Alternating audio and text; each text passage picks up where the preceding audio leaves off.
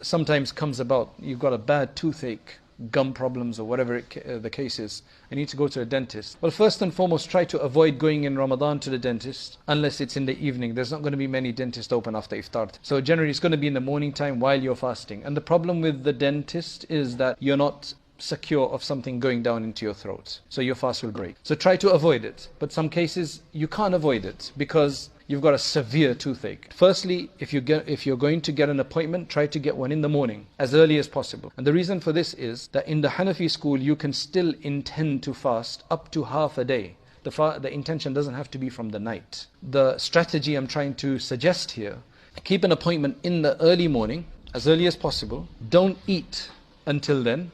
So stay hungry, but you haven't intended to fast. So you don't have any intention to fast, you're just staying hungry. Go to the dentist, get your surgery done or get your treatment. If nothing goes down the throat, now you are free to fast because you still got more than half the day left and you can still make an intention and the rest of it, and that day will become a fasting day and you'll still get your fast. However, if something did go down the throat, then you haven't broken a fast because you didn't have a fast to start. So the only thing you're doing differently is you're staying hungry, but you're just not making an intention. Intentions can be made up to just before half a day. And day here refers to from the time you begin your fast at Fajr time, when you have to stop eating at night, that time to sunset. Take that entire number of hours, split it in half.